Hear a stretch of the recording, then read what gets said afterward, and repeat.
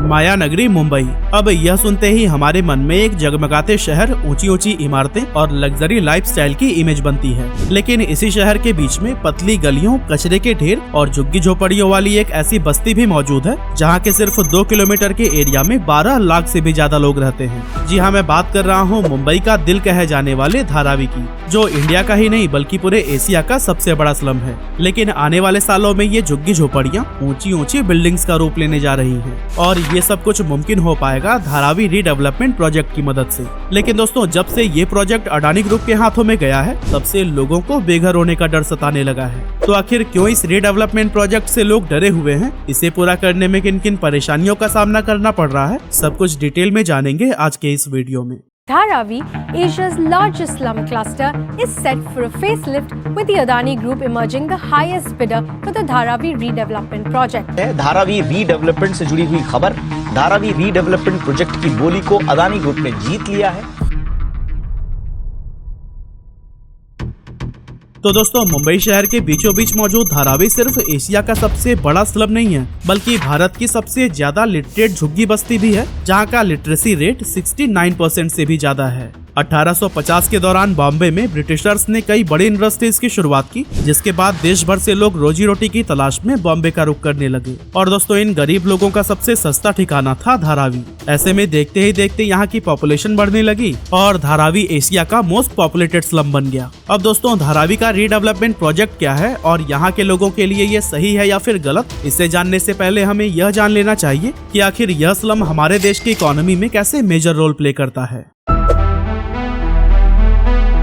अब दोस्तों, यूं तो कहने के लिए यह झुग्गी झोपड़ियों और गंदी नालियों वाला स्लम है, लेकिन यह आज के टाइम पर रिसाइकलिंग इंडस्ट्री के हब के रूप में जाना जाता है। इस छोटी सी जगह में ही लगभग 15,000 से ज्यादा रिसाइकलिंग फैक्ट्रीज लगी हुई हैं। धारावी में मौजूद रिसाइकलिंग फैक्ट्रीज के अंदर मुंबई के सॉलिड वेस्ट का करीब 80% हिस्सा रिसाइकल किया जाता है और सिर्फ मुंबई या महाराष्ट्र ही नहीं बल्कि पूरे देश से आने वाले कचड़े को धारावी के लोग रिसाइकल करने का काम करते हैं। यहाँ ग्लास, प्लास्टिक और मेटल वेस्ट को रिसाइकल करके उन्हें नया जीवन दिया जाता है। लेकिन दोस्तों, धारावी की पहचान सिर्फ रिसाइकलिंग बिजनेस से ही नहीं है, बल्कि यहाँ पर लेदर, शूज, गारमेंट, मिट्टी के बर्तन और स्टील जैसी चीजों का भी बड़ी संख्या में प्रोडक्शन होता है, जिसके लिए लगभग 500 से भी ज्यादा इंडस्ट्रियल यूनिट बनाए गए हैं। और यहाँ अराउंड 15,000 ऐसे कारखाने हैं जो सिर्फ एक छोटे से कमरे में ऑपरेट किए जाते हैं। तो फिर चाहे वेस्ट को रिसाइकल करके बनी हुई चीजें हों, लेदर की जैकेट, बेल्ट या फिर मिट्टी और स्टील के आइटम्स, इन्हें इंडिया के साथ साथ बाहर के देशों में भी खूब प्यार मिलता है, क्योंकि इन प्रोडक्ट्स को ई-कॉमर्स वेबसाइट्स के जरिए इंटरनेशनल मार्केट में भी सेल किया जाता है।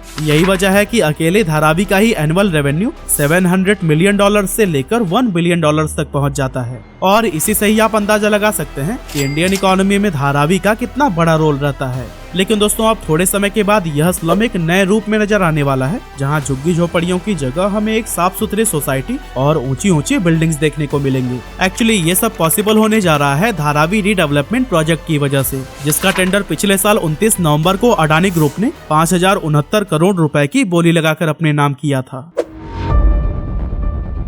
तो आखिर क्या है धारावी रीडेवलपमेंट प्रोजेक्ट? असल में इस डेवलपमेंट का मकसद धारावी के लोगों को साफ सुथरी रहने की जगह, प्रॉपर वाटर सप्लाई और सैनिटाइजेशन जैसी कई तरह की सुविधाएं प्रोवाइड करना है। गवर्नमेंट का सपना है कि धारावी का नक्शा बदलकर यहाँ वर्ल्ड क्लास इंफ्रास्ट्रक्चर डेवलप किया जाए। इस प्रोजेक्ट के ऑक्शन में अडानी ग्रुप के अलावा DLF ने भी बोली लगाई थी, जिनका बिडिंग अमाउंट 2025 करोड़ रुपए था। लेकिन इससे भी डबल बिडिंग करके अडानी ग्रुप ने इस टेंडर को अपने नाम कर लिया और इस तरह से दुनिया के सबसे घनी आबादी वाले इलाकों में से एक धारावी का रीडेवलपमेंट प्रोजेक्ट गौतम अडानी के हाथों में आ गया। 2.5 स्क्वायर किलोमीटर में फैले धारावी को रीडेवलप करने के लिए गवर्नमेंट ने 7 साल का टाइम लिमिट तय किया है, जिसका मतलब है कि आने वाले 7 सालों में इस बस्ती में रहने वाले लोगों की किस्मत बदलने वाली है और इन्हें इन गंदी गलियों से निकलकर एक ऐसी सोसाइटी में एंटर करना है जहां का जीवन यहां के मुकाबले काफी अलग होगा। वैसे आपको बता दूं कि धारावी के रीडेवलपमेंट की प्लानिंग आज से नहीं की जा रही है, बल्कि जब भारत आजाद हुआ उसके बाद से ही इसके प्रपोजल सामने आने लगे थे। 1997 में महाराष्ट्र की गवर्नमेंट ने धारावी के रीडेवलपमेंट पर फोकस किया, जिसके बाद से धारावी के डेवलपमेंट के लिए स्पेशल प्लानिंग अथॉरिटी बनाई गई। लेकिन 2011 में इस टेंडर को यह कहकर कैंसिल कर दिया गया कि धारावी के रीडेवलपमेंट के लिए एक मास्टर प्लान की जरूरत है और 6 साल बाद उस मास्टर प्लान के साथ डेवलपमेंट की शुरुआत की जाएगी। फिर आया साल 2018 जब वापस से इस प्रोजेक्ट को रीओपन किया गया। धारावी के इस रीडेवलपमेंट प्रोजेक्ट में बिडिंग करने के लिए पूरी दुनिया के टेंडर्स को इनवाइट किया गया, जिसके चलते दुबई की सेकलिंग टेक्नोलॉजीज कॉर्पोरेशन नाम की एक कंपनी ने इस टेंडर को अपने नाम कर लिया। हालांकि उस समय भी अडानी ग्रुप ने इस प्रोजेक्ट के लिए बिडिंग की थी, पर तब ये उनके हाथ नहीं लगा था। लेकिन कहानी में ट्विस्ट तो तब आता है जब टेंडर जीतने के बाद भी इस प्रोजेक्ट को सेकलिंग टेक्नोलॉजीज कॉर्पोरेशन को नहीं सौंपा गया, क्योंकि बाद में गवर्नमेंट ने यह कहकर एक नया प्लान बना लिया कि इस रीडेवलपमेंट प्रोजेक्ट में वो धारावी के पास की रेलवे को भी शामिल करना चाहते हैं। लेकिन पिछले साल फिर से इस प्रोजेक्ट के लिए ऑक्शनिंग स्टार्ट की गई और इस तरह धारावी स्लम का रीडेवलपमेंट प्रोजेक्ट फिर से सुर्खियों में आ गया और अब इसकी कमान अडानी ग्रुप के हाथों में है। लेकिन दोस्तों, धारावी को रीडेवलपमेंट करने का काम इतना आसान नहीं होने वाला है जितना कि यह पेपर पर लगता है। इतनी घनी आबादी वाली ओवर क्राउडेड स्लम को निर्धारित समय के अंदर रीडेवलप करने में कई तरह के चैलेंजेस का सामना करना पड़ सकता है, क्योंकि जनरली जो स्लम रीडेवलपमेंट प्रोजेक्ट होते हैं उनमें 5 से 10 हजार लोगों को ही बसाने का काम होता है। लेकिन धारावी में ये नंबर 12 लाख से भी ज्यादा है, जहाँ करीब 60,000 परिवार रहते हैं। इस घनी आबादी वाले स्लम को रीडेवलप करने में बहुत पैसे भी लगने वाले हैं। अब इसके लिए अडानी ने भले ही 5,000 करोड़ रुपए की बोली लगाई हो, पर एक्चुअल कॉस्ट की अगर बात करें तो वो 20,000 करोड़ रुपए माना जा रहा है, जो कि हो सकता है कि फ्यूचर में और भी बढ़ जाए। अब अगर हम धारावी के आसपास के एरियाज पर नजर डालें तो ये बांद्रा कुर्ला कॉम्प्लेक्स, माहिम और सायन जैसे डेवलप्ड एरिया से घिरा हुआ है। ऐसे में हो सकता है कि अडानी ग्रुप धारावी के अराउंड एक कॉमर्शियल एरिया डेवलप करे और वहाँ के लोगों के लिए किसी एक जोन में घर बनाए। इसके अलावा एयरपोर्ट रेगुलेशंस की वजह से बिल्डिंग्स की हाइट को लेकर भी पाबंदियां लगाए गए हैं, जिस वजह से धारावी में बनाए जाने वाले बिल्डिंग्स की हाइट उतनी ही होगी जितनी अथॉरिटीज तय करेगी। अब यहाँ पर यह जानना भी जरूरी है कि आखिर रीडेवलपमेंट के बाद लोगों को घर किस बेसिस पर दिए जाएंगे। तो दोस्तों, अडानी ग्रुप या फिर गवर्नमेंट की तरफ से इस बारे में कुछ साफ साफ नहीं कहा गया है, लेकिन धारावी के लोगों का कहना है कि उनसे करीब 400 स्क्वायर फीट का 1 बेडरूम अपार्टमेंट देने का वादा किया गया है। साथ ही जो लोग 1 जनवरी 2000 से पहले से ही धारावी में रह रहे हैं उन्हें फ्री में ही पक्का मकान दिया जाएगा, जबकि वो लोग जो 2000 से 2011 के बीच यहाँ आकर बसे हैं उन्हें घर के लिए कुछ कीमत चुकानी पड़ सकती है। तो दोस्तों, इस डेवलपमेंट के बाद उन फैमिलीज को काफी फायदा पहुंचने वाला है जिनके पास रेगुलर सोर्स ऑफ इनकम मौजूद है। मतलब कि ऐसे लोग जो या तो एक अच्छे लेवल पर बिजनेस कर रहे हैं या फिर उनके पास एक स्टेबल जॉब है। इन लोगों को फायदा ये होगा कि धारावी के रीडेवलपमेंट के बाद बिना कोई पैसा खर्च किए उनका लिविंग स्टैंडर्ड पहले से बहुत बेहतर हो जाएगा। लेकिन वो लोग जो किराए पर वहाँ रहते हैं उन्हें हो सकता है कि धारावी छोड़कर जाना पड़े। साथ ही इस रीडेवलपमेंट से वो लोग भी कई तरह की प्रॉब्लम फेस कर सकते हैं जो कि दिहाड़ी मजदूरी करके अपना गुजर बसर कर रहे हैं, क्योंकि इनमें से बहुत सारे लोग ऐसे हैं जो कि धारावी के अंदर ही लेबर का काम करते हैं और इनकी कमाई सिर्फ इतनी ही होती है जितने में 1 या मुश्किल से 2 दिन का गुजारा हो सके। लेकिन जब रीडेवलपमेंट का काम शुरू हो जाएगा तो फिर इनसे रोजी रोटी भी छिन जाएगी और यहाँ तब तक दोबारा काम पाने की उम्मीद नहीं की जा सकती जब तक सोसाइटी पूरी तरह से डेवलप न हो जाए और फिर से बिजनेसेस रन न होने लगे। अब क्योंकि इस प्रोजेक्ट को कंप्लीट होने में कई सालों का समय लगने वाला है, ऐसे में इन दिहाड़ी मजदूरों का यहाँ सर्वाइव करना बहुत ज्यादा मुश्किल हो जाएगा।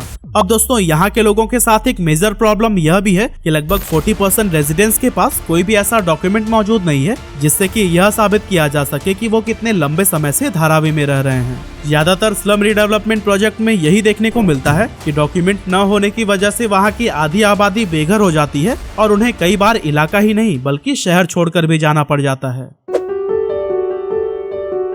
अब दोस्तों, धारावी के लोगों की शिकायत है कि ना ही डेवलपर्स ने प्रोजेक्ट से रिलेटेड उनसे कोई बात की है और ना ही किसी तरह की राय ली गई है। साथ ही उनके बीच एक और नाराजगी भी देखने को मिल रही है कि पहले रीडेवलपमेंट के बाद वहां के लोगों से 400 स्क्वायर फीट से भी ज्यादा जगह देने की बात कही गई थी, जो कि अब सुनने में आ रहा है कि सिर्फ 300 स्क्वायर फीट ही होगी। इसके अलावा अडानी ग्रुप पर हिंडनबर्ग रिपोर्ट पब्लिश होने के बाद से लोगों की चिंताएं और भी ज्यादा बढ़ गई हैं और लोग कश्मकश में पड़े हुए हैं कि क्या अडानी ग्रुप इस प्रोजेक्ट के लिए सही साबित होगा।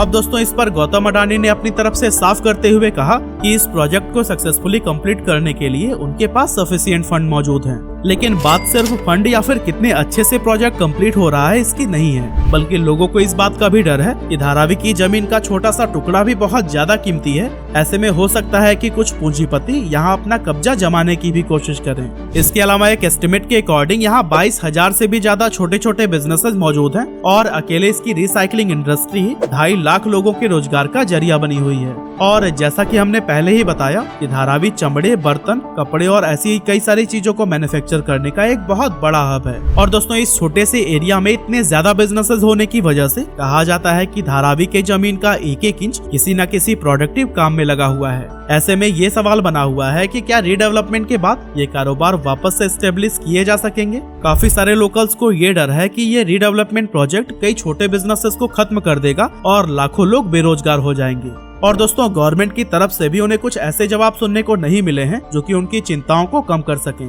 इसीलिए जब तक घरों के बंटवारे को लेकर चीजें क्लियर नहीं हो जाएंगी या फिर इन बिजनेसेस को बचाने के लिए गवर्नमेंट कौन कौन से स्टेप्स लेने जा रहे हैं ये साफ नहीं हो जाता, तब तक लोगों के बीच ये डर बना रहेगा। अब दोस्तों इस सिचुएशन में सरकार को चाहिए कि वो लोगों की प्रॉब्लम को समझते हुए उनका मार्गदर्शन करें, क्योंकि धारावी के रीडेवलपमेंट का मकसद वहाँ के लोगों को अच्छा जीवन प्रोवाइड करना है, न कि उनसे उनकी रोजी रोटी छीनना। अब अगर गवर्नमेंट प्राइवेट फंड्स की मदद से ही टाइमली और प्रॉपर तरीके से इस प्रोजेक्ट को सक्सेसफुल बना देती है तो फिर ये देश के लिए एक बहुत बड़े अचीवमेंट के रूप में जाना जाएगा और इस प्रोजेक्ट को देश ही नहीं बल्कि विदेशों में भी एक सक्सेसफुल केस स्टडी के रूप में पढ़ाया जाएगा।